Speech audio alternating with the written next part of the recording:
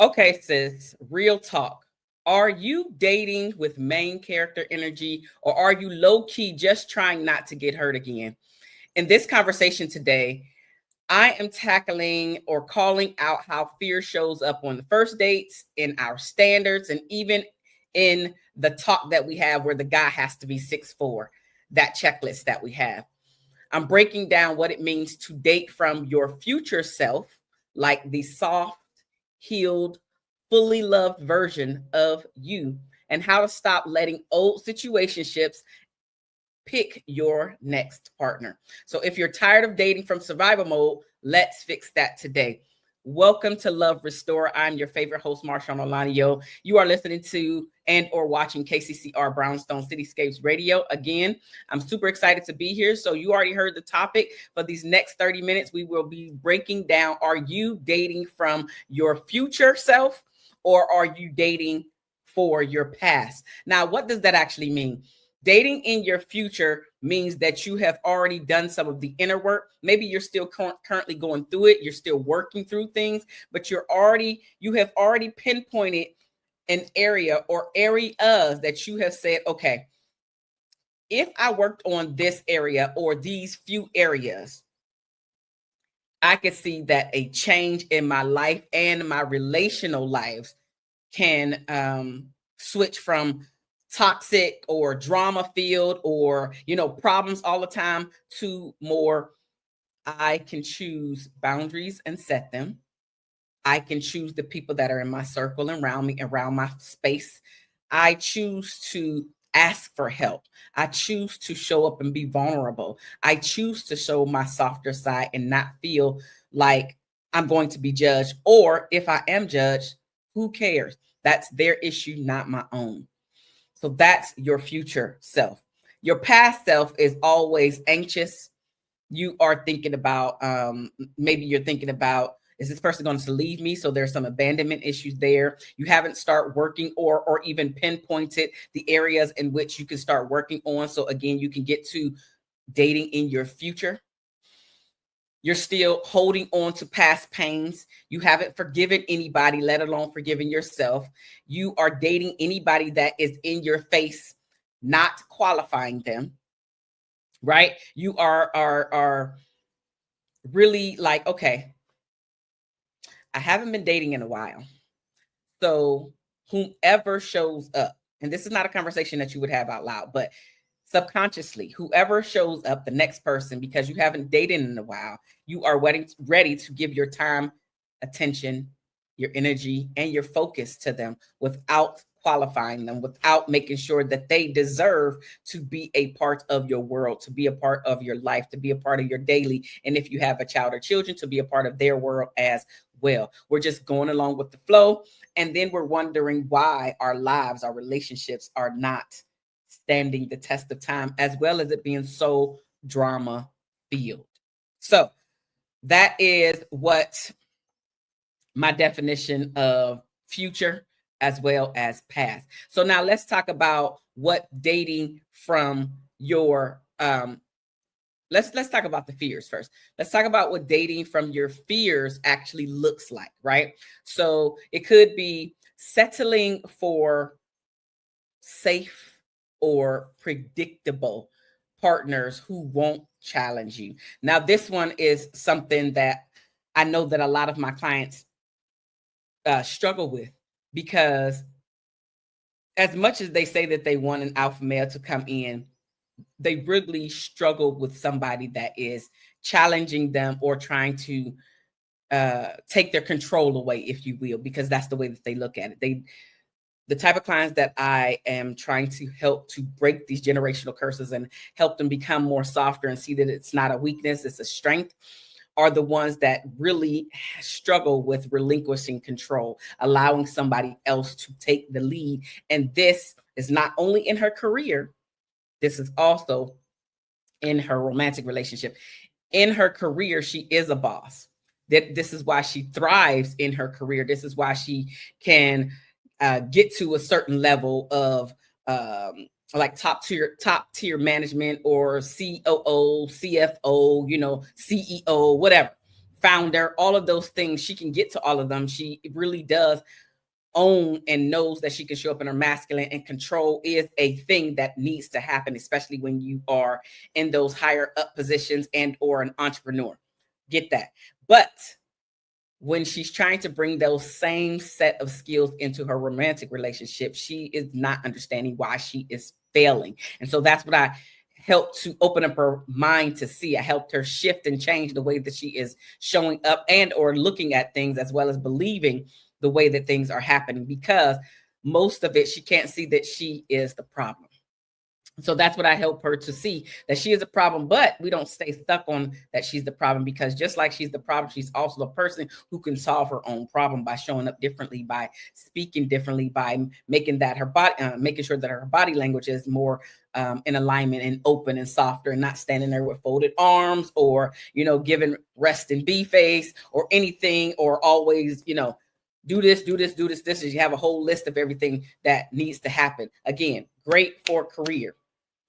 Checking off all the boxes while you're in your romantic relationship just doesn't work. So that is what fear-based looks like. Another example could be choosing emotionally unavailable people because this feels familiar to her. We have all seen it where, and maybe even experienced it. Maybe you are the person who has trouble with allowing people to see that softer side and you sharing your emotional side with them. But some of that could have been conditioned in you or programmed in you as you were growing up with your parent or guardian. They didn't allow you to speak up. They didn't allow you to cry. They said to man up, to woman up. Don't allow other people to see you sweat. You have to work twice as hard. So they're making sure, kind of as a drill sergeant, making sure that emotions aren't good for you. Emotions aren't good for you. Emotions aren't good for you. Not realizing that they're actually tainting the child. You, in this case, is that child that they're tainting. They're not doing it because they're trying to taint you. They're doing it because they want you to be tough in this world. And I understand that. But when it's time for you to let down your guard and allow people to see you cry, or to, again, ask for help, or to, say, I don't have the answer, I don't know this. Instead of you saying that, you think, well, if I say that I don't know this thing, then it is a weakness. And that's just not the case. So it may not be your fault per se as to why you show up in this manner, but it is your responsibility to figure out what's happening with you so you can change it, especially if it's going to help you to get to the next level, not only for your career, but also for your life with yourself, the relationship that you have with yourself, as well as the relationship that you have with your partner, and including but not limited to your child or children. All of your relationships that you deem are important, being softer, allowing people to come behind the wall that you have built and to see the softer side of you is only going to help you in the long run, especially if you know these people are there for you, for like your ride or die people. I'm not talking about just giving anybody access to your softer side and seeing you cry and you being vulnerable. Absolutely not. These are your chosen people in your romantic relationship. If you have used your God-given discernment and chosen wisely, i.e. the partner, then you should feel the trust should be there enough for you to be able to relinquish control, allow your guard to come down, and allow that wall to start getting chipped at, so the other person can really get to your heart. Because having up that wall, you think it might be protecting you. And in some instances, it did protect you. You had to become strong. You had to show the world that you are this woman who can get things done, and you're not a failure. And you have all of these stories in your mind where you're trying to, show somebody up. And that's great for the career, for the success, for the money, for the outwardly worldly stuff. That's perfect. But in your romantic relationship, it can't be that way, because the only way that you're going to connect, really deeply connect with your partner, is for them to see and have a piece of your heart. Fear-based also is you're thinking that if I give them a piece of my heart, then how will he treat me? Is he going to see this as a weakness? Again, if you have chosen a really great partner for your life to do this thing that we call life with, You don't have to worry about that. If you have chosen this person out of fear, then they probably are not the right person for you to share your most vulnerable self with. So it just is a matter of the choices that we are making, that you are making, that I am making for the person that we want to be by ourselves, because by our side. Because most people don't realize that one of the most important relationships outside of the relationship with God, outside of the relationship with yourself, is the relationship with your partner or spouse. That partner or spouse that you choose can help you get to the next level that much faster, or can take you backwards. I know this firsthand. I've seen and been with partners that have taken me in advance, and I've also seen and been with partners that have stunted my growth and have left me in a worse position than they were if we were never together. I know both sides of the coin, and it's much, much better to be in alignment with somebody that has your back, that you can absolutely be yourself with, your goofy self, your serious self, right? Your scared self, your whatever self with them. It's much better to be on that side of the coin, because they're going to give you grace when you need it. They know that you're not perfect. They're going to apologize. They're going to allow their ego to be put to the side or kicked out the window, because they know that the ego is very destructive to a healthy relationship. Most people don't realize you have to put your ego to the side in order for that relationship to flourish. It has to be about the goal of the couple, the goal of the relationship, not just your singular goals that you have for yourself or that you want. Sometimes you have to allow and even sacrifice some of the things that you want, whether it's short-term or long-term. Sometimes your sacrifices are long-term for the success of your partner. But it doesn't mean it has to be forever. The timeline may be longer than you would like it to be, but it doesn't have to be forever. Okay. Another fear-based is assuming every positive thing will soon be taken away. There's this song, my gosh. Oh my goodness. I can't, it's on the tip of my tongue. Essentially, the man is in there and he's basically singing a song to God about don't take away all his precious things here on earth. He knows that God is the only one that can take away. And that's literally just living in fear. Although I like the song because the beat is good, the message itself is fear-based. He's like, just don't take away all these good things that I have in my life, and honestly, if we're doing, this is not a Bible lesson, but this is my belief. So I must say my beliefs. If you're already doing what God has called you to do, you don't have to worry about him taking away, because you're doing the right thing. If anything, you're going to be thinking, what am I going to do with all of this abundance that I have received because I have been obedient to God's word and have done the things that he has called me to do. So if you're doing the right thing, essentially, you don't have to worry about God taking away your materialistic things, and that includes, but not limited to, your money, your finances, but everything else, like your house and car and all of the things that you have attained over these years. You don't have to worry about them going away, but that is absolutely fear-based. Most of us know the difference between right and wrong. And literally, God just wants us to do right. Once we do right, we don't have to worry about being punished. I digress. That's fear-based, though. And then the final one is over-functioning in the early stages to prove your worth staying for. This is something that I know all too well, because in the beginning of any relationship let's see, my first relationship is about 18. So from about 18 to, let's say, 24, 25. And I'm saying that because I was actually married at 24, 25. So from the time that I was 18 up until the midpoint of my marriage, I really felt like I had to prove myself. Like, am I worthy for this person to stay for? So I was doing a lot of things. And actually, I'm thinking that's actually not true. It was from about 18 most of my marriage, it didn't happen the entire time, because after a while I was just like, okay, we're together. I felt more secure. But then after we divorced, that insecurity of me feeling like I needed to prove myself, am I worthy enough, it resurfaced and it started coming up more and more. And so what I found myself doing was trying to prove myself. I was purchasing gifts that was never reciprocated. I was cooking, which was most times it was not reciprocated.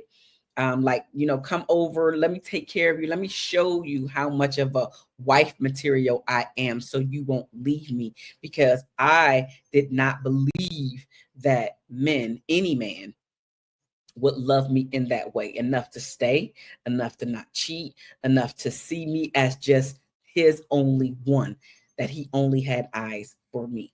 And although I did experience that, I didn't realize that is what was happening. And so after a while, it stopped happening, but some of that could have just been my beliefs about men, about the world. And so it just didn't go my way. So all of that is fear-based. That is what fear-based dating looks like. And fear-based is because of your past, those anxious feelings that you have, right?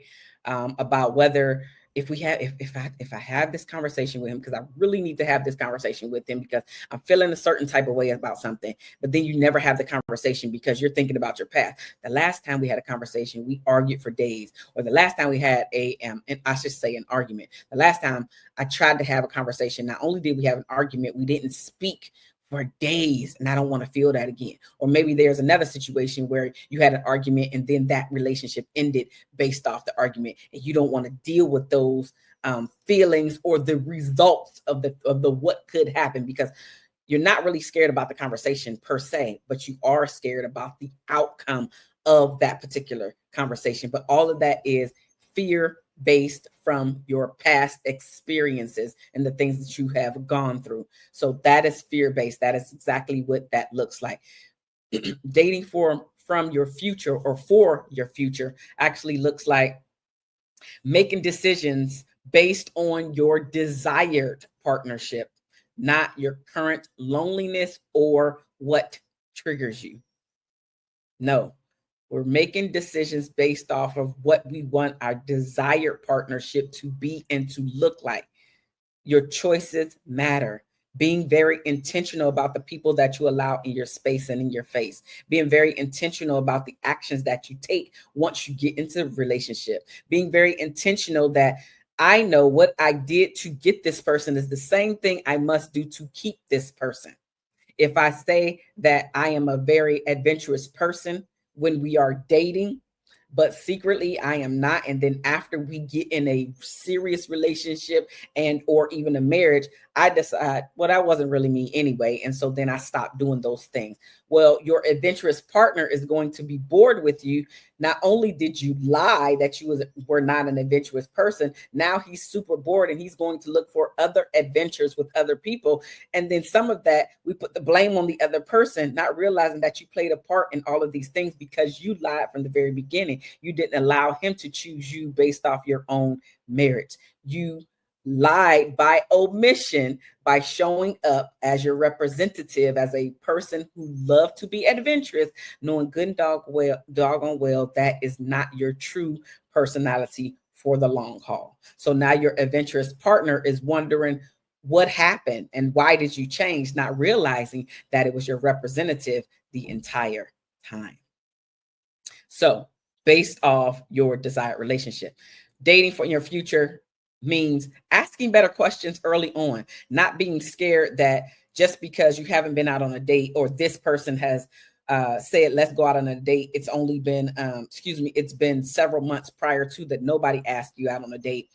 Now you don't want to ask the questions from your desired partnership because of these fears or your anxieties or your insecurities that are popping up. But if we ask questions to ourselves, not only to the other person, but also to ourselves, questions like, can this person support my peace? Instead of just, well, does he like me? Can this person be my peace? Can this person support my peace? Can this person come along on the journey with me? Can we actually have those deeper conversations where he sees my vulnerability, but guess what? I also see his vulnerability. Are and do our core values align with one another?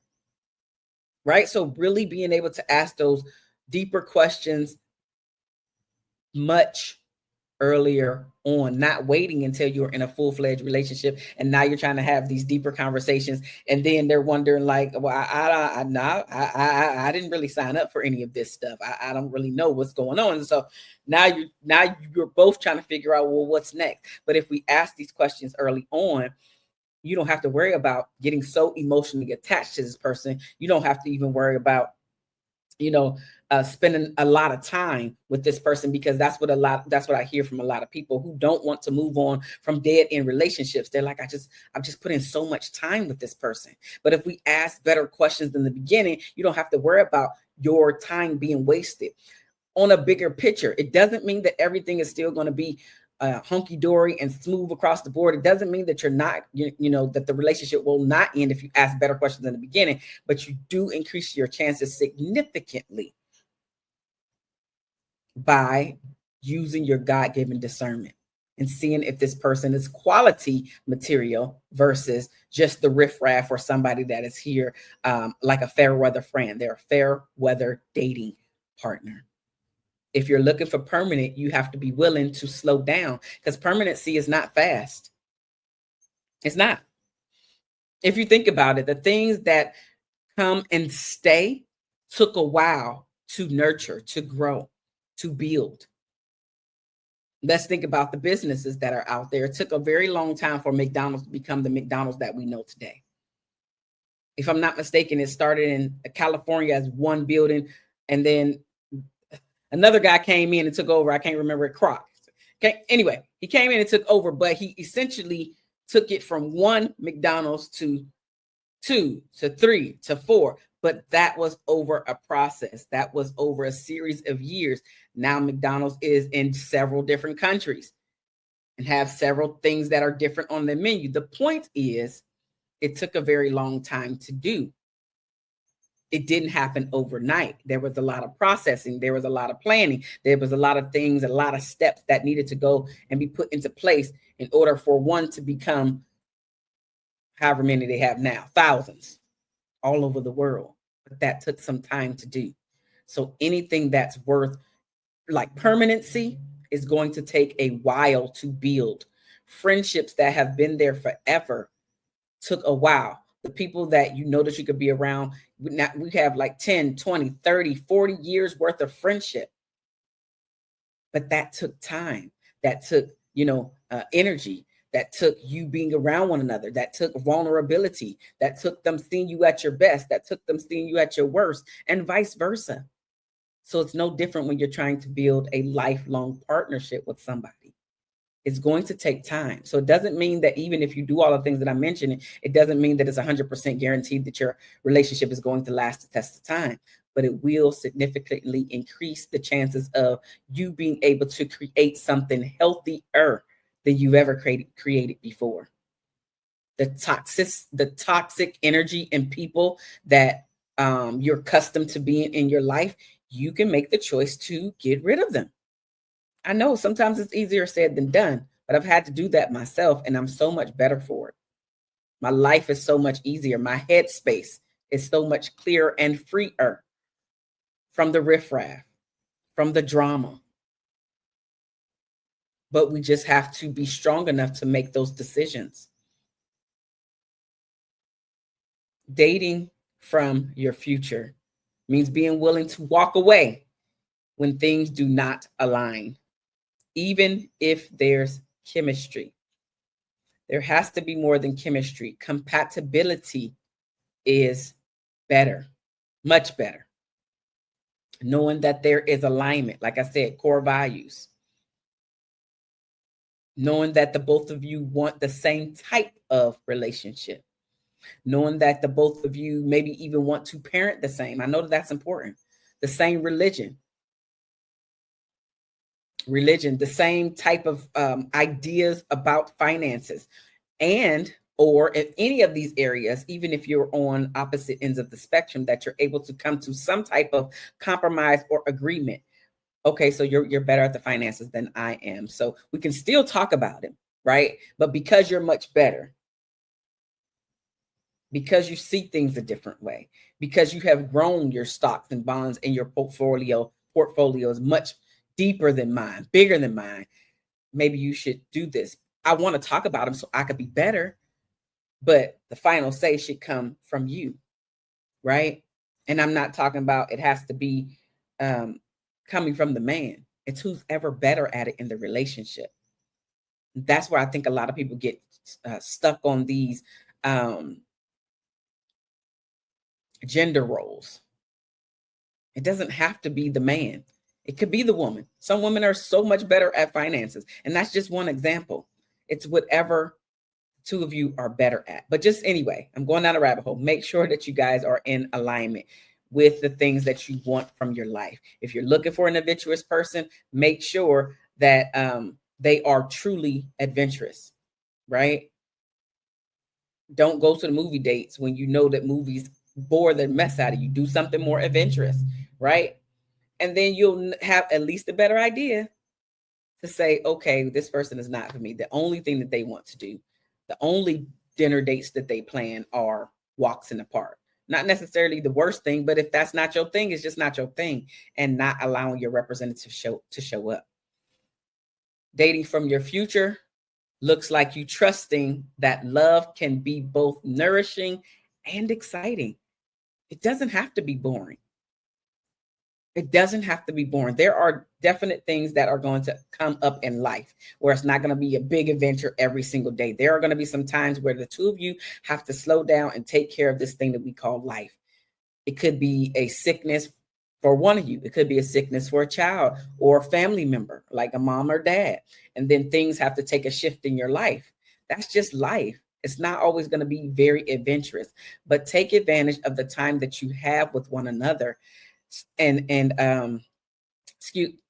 the time that you have one another, but take the time to really think about the way that you want your life to be. So when your partner does come in your life, now the two of you can see if you're in alignment. You have something to actually bring to the table. You have something to converse about. You have something to say, okay, now that I am of a certain age, I'm able to make better decisions on the type of people I want in my life, as well as the way I want my life to start unfolding. I have another coach friend who talks about catching flights. That's what she says, catching flights. And so her belief is that you shouldn't say that you want to be in a committed relationship with this person until after you have gone on some type of a vacation with this person. And her philosophy is that you don't have to go across the pond on a vacation. It could just be like a road trip. But essentially, after a few days of being in this person's presence, day in and day out, you can really see if this is the person that you want to continue to see and continue this thing further. I know that there are other pieces of the puzzle that must go into that, but essentially, she is encouraging people to build the life the way that they want it by taking themselves, both each other, out of their comfort zone, out of their own city, to really see what they're like behind closed doors, because they're staying in the hotel room or Airbnb or whatever together. So now they can see some of the things that may drive them crazy later on. Like, are they leaving up the toilet seat? Is the toothpaste cap on? Do they, leave a whole bunch of dirty dishes everywhere? Do they just come in the house and take off all this stuff and leave it all scattered? So then you got to get an idea, a bigger picture of, do you want to continue to see this person? So if I have a question for you, if the version of you 2 years from now, fully loved, healed, and in your joy, choose your next partner, what it would be the one you're dating now. Choose your next partner. Okay, let me ask the question again. If the version of you 2 years from now chose your next partner, would it be the one that you're dating now? So I want to make sure the question was clear. If the version of you 2 years from now chose your next partner, would it be the one that you're currently dating now? And for those of you who are not dating, 2 years from now, the person that you currently are, if a man came to you, would that man want to date the current you? That's how you can gauge if you are ready for the type of relationship. I will see you guys next week. We're going even deeper. All right. I'll see you guys next week. If you are looking for coaching outside of Love Restore, you can do just that. Reach out to me at Marshaun@MarshaunOlaniyan.com and let me know that you're looking for coaching. I love you guys.